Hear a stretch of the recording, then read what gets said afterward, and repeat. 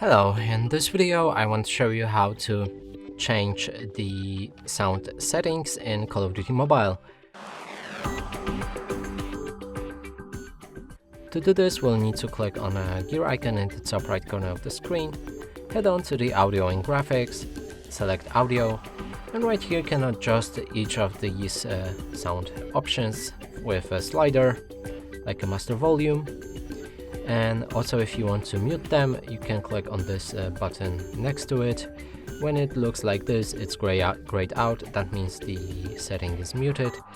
And also another option to mute is to simply scroll it down to the 0.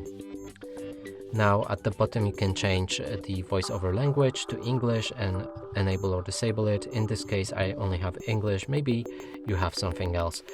And that's it for this video. Hope you like it. Please consider subscribing to our channel, leave a like and a comment below.